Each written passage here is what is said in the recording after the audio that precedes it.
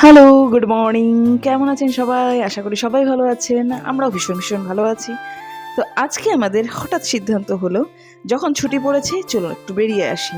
তো দুদিন ছুটি, শনি রবি। এই ছুটিতে বেরিয়ে গেছিলাম। কোথায় কোথায় দেখাবো একটু পরে গেস করতে পারবেন, দেখতে পারবেন কোথায় যাচ্ছি। তো চলুন ভিডিওটা কন্টিনিউ করুন।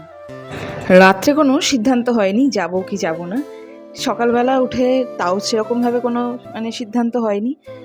ওই ৯টা নাগাদ স্থির করলাম যাব হচ্ছে কলকাতা। ১০টা, ১০:৩০ নাগাদ জনশতাব্দী। এত তাড়াতাড়ি তো যাওয়া সম্ভব না, রেডি হওয়া সম্ভব না। তাড়াতাড়ি করে ট্রেন চেক করলাম, ট্রেন চেক করে দেখছি জনশতাব্দী কিছুটা লেট আসছে, প্রায় ১১টা নাগাদ। সেই হিসাবে ব্যাগটা প্যাক করে কোনো রকমে, আর জানেন তো খুব তাড়াতাড়ির মধ্যে যেহেতু প্যাক করেছি ব্যাগটা, আমাদের ব্যাগ গোছানো একদম পারফেক্ট হয়েছে। চলে এসেছি হাওড়া। হাওড়াতে এসে মেট্রো ধরতে চলে এসেছি। হাওড়ায় এখন মেট্রো হওয়াতে ভীষণ পরিমাণ সুবিধা হয়ে গেছে। আর এই কারণে মেট্রো ধরে যে কোনো জায়গা যেতে খুব কম সময়ে এবং কম খরচে আমরা কিন্তু যেতে পারছি। তো আমরা ভেবেছিলাম একটু ঘুরবো চারিপাশটা কলকাতায় গিয়ে। আর আমার তো কলকাতা সবসময়ের প্রিয়। আমার অর্চি যেহেতু এখানে হয়েছে, আমার সবসময় প্রিয় জায়গা হচ্ছে কলকাতা। আমার খুব ভালো লাগে। প্রিয় বলতে গেলেও আবার, হ্যাঁ সত্যি আমার যেখানে আমার মানে আমি বড় হয়েছি সে জায়গা আমার তেমন পছন্দ নয়। কিন্তু আমার যেখানে আমি কলকাতা, আমার ছেলে হয়েছে, জন্ম নিয়েছে, সেই জায়গা আমার প্রিয়। তো অর্চিকে আমি একটা ব্যাগ বললাম তুই একটুখানি ধর, আমি ক্যামেরাটা করে নিই, আদারওয়াইজ ওকে ব্যাগ দিই না। ওই ব্যাগের মধ্যে শুধুমাত্র একটা জামা ভরা আছে আর একটা বই একটা ক্যারি করি রাস্তায় পড়ার জন্য।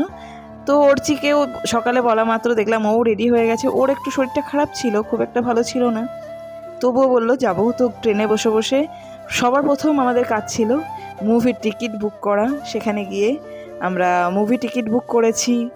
তারপরে কোথায় যাচ্ছি কিনা সে তো অবশ্য দেখাচ্ছি। তো আমরা নামলাম হচ্ছে দক্ষিণেশ্বর থেকে, না সরি দক্ষিণেশ্বর না, আমরা নেমেছি সেক্টর 5 থেকে মেট্রো ধরে। আমাদের একটু অবশ্য কাজ ছিল, ঘুরতে শুধু নয়, সেক্টর 5-এ আমাদের একটা পার্সোনাল কাজ ছিল। সেখানে সারাদিন কাজকর্ম কিছুটা টাইম করেছি, কমপ্লিট করেছি। কাজ কমপ্লিট করে ওখান থেকে বেরিয়ে চলে এসেছি আমাদের সবচেয়ে প্রিয় একটা মল। সেটা আপনারা গেলেই দেখতে পারবেন। আশা করি সেক্টর মলে সবচেয়ে বড় মল কোনটা সেটা তো আপনারা যারা জানেন তারা তো অবশ্যই জানেন। অবশ্য রাস্তাঘাট দেখলে পুরোটাই বুঝতে পারবেন। যদিও ক্যাব আসতে একটু দেরি হচ্ছিল, বুঝতে পারছিল না আমরা কোন লোকেশনে আছি বা উনি কোন লোকেশনে। লাইভ লোকেশন থাকা সত্ত্বেও একটুখানি মিসম্যাচ হচ্ছিল।